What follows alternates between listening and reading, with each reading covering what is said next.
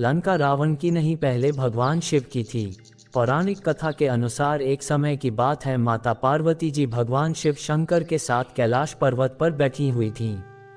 तब माता पार्वती जी के मन में एक विचार आया कि सारे देवी देवता सुंदर महलों में रहते हैं, जबकि मेरे स्वामी तो देवों के देव महादेव हैं, फिर भी मैं इस कैलाश पर्वत पर रहती हूँ। यहाँ पर न तो कोई महल है न कोई सुख सुविधा है। ऐसा अपने मन में सोचकर माता पार्वती जी ने भगवान शिव शंकर से कहा कि है स्वामी, सभी देवी देवता तो अच्छे अच्छे महलों में रहते हैं, आप इस कैलाश पर्वत पर क्यों वास करते हैं? आप भी हमारे लिए एक सुंदर सा भवन बना दीजिए, ताकि हम भी बड़े ही आराम से रह सकें। माता पार्वती जी की बात सुनकर भगवान शिव शंकर थोड़ा सा मुस्कुराए और फिर उन्होंने बिना कुछ कहे समाधि में लीन हो गए। माता पार्वती जी को भगवान शिव शंकर का ये व्यवहार कुछ ठीक नहीं लगा, परंतु माता पार्वती जी बिना कुछ कहे वहां से चली गईं। जब भगवान शिव शंकर अपनी समाधि से जागे तो माता पार्वती जी ने फिर से शिव जी से कहा कि है स्वामी, मेरा मन में भी दूसरे देवी देवताओं की तरह महल में रहने की इच्छा है, इसलिए आप हमारे लिए एक सुंदर सा भवन बनवा दीजिए। माता पार्वती जी के श्रीमुख से ऐसा सुनकर भगवान शिव शंकर ने उनसे कहा, हे महादेवी, महल में रहना हमारे लिए उचित नहीं है। लेकिन माता पार्वती जी ने शिव जी से कहा, स्वामी, आपको नहीं लगता है कि हमें भी महल में रहना चाहिए? हमारा महल तो स्वर्ग में बने हुए देवराज इंद्र के महल से भी अच्छा और रमणीय होना चाहिए। अब तो हमें महल बना ही लेना चाहिए। भगवान शिव शंकर ने माता पार्वती जी को बहुत समझाया और वे बोले कि हे महादेवी, हम तो ठहरे योगी खुले में रहने वाले हैं, हमें भवन का वातावरण रास नहीं आएगा, हमें तो महल में भी चैन नहीं मिलेगा, क्योंकि महल में रहने के बड़े नियम और बंधन होते हैं। लेकिन माता पार्वती जी ने तो मन में सोच लिया था कि अब महल के बिना वो नहीं मानेगी। माता पार्वती जी बोली, हे स्वामी, जब सारे देवी देवता महलों में रहते हैं तो फिर आप बर्फ की चट्टानों पर क्यों रहते हो? माता पार्वती जी के इस हट के आगे भगवान भोलेनाथ को झुकना पड़ा। तब भगवान शिव शंकर ने इस कार्य के लिए स्वर्ग से विश्वकर्मा जी को बुलाया और उन्हें ऐसा महल बनाने को कहा जो तीनों लोकों में किसी का ना हो। उधर विश्वकर्मा जी भगवान शिव शंकर के आदेशानुसार भवन बनाने के लिए उपयुक्त स्थान की खोज में लग गए। स्थान की खोज करते हुए उन्हें एक ऐसा स्थान दिखाई दिया जो चारों ओर से पानी से घिरा हुआ था और बीच में 3 सुंदर बड़े बड़े पहाड़ थे। उन पहाड़ों पर तरह तरह के फूल और वनस्पतियों से ढके हुए थे। उस स्थान को देखकर विश्वकर्मा जी ने उसके बारे में माता पार्वती जी को बताया। जब माता पार्वती जी ने उस स्थान के बारे में सुना तो उन्होंने खुश होकर भवन बनाने का आदेश दे दिया।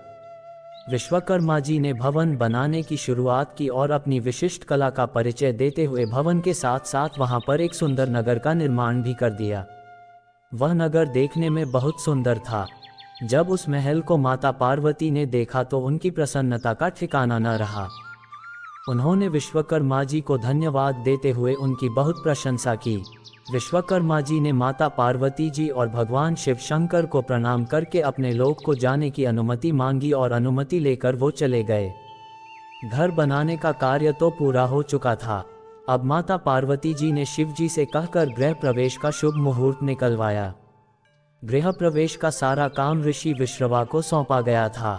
सभी देवता भी उस समारोह में आए हुए थे। जिसने भी उस महल को देखा तो सभी आश्चर्यचकित होकर उसकी प्रशंसा कर रहे थे। वास्तव में वह भवन बना ही अद्भुत था। गृह प्रवेश विधि के पूर्ण होने के बाद भगवान शिव शंकर ने ऋषि विश्रवा को दक्षिणा मांगने को कहा, तो ऋषि विश्रवा ने मना कर दिया। वे बोले, प्रभु, क्या कोई भक्त अपने भगवान से कुछ लेता है? ऐसा करके तो मैं पाप का भागी बन जाऊंगा, मुझे कोई दक्षिणा नहीं चाहिए। ये कहकर ऋषि विश्रवा जाने लगे। तो भगवान शिव ने कहा, ऋषिवर, आपको दक्षिणा तो लेनी ही पड़ेगी। जब तक आचार्य को दक्षिणा न दी जाए तब तक कोई शुभ कार्य पूरा नहीं होता है। भगवान शिव की माया से ऋषि विश्रवा का मन उस बने हुए नए नगर पर आ गया। बार बार आग्रह करने पर उन्होंने दक्षिणा के स्वरूप उन्होंने उस भवन सहित उस नगर को ही मांग लिया। ब्राह्मण को दक्षिणा के रूप में उसकी मुंह मांगी वस्तु दी जाती है।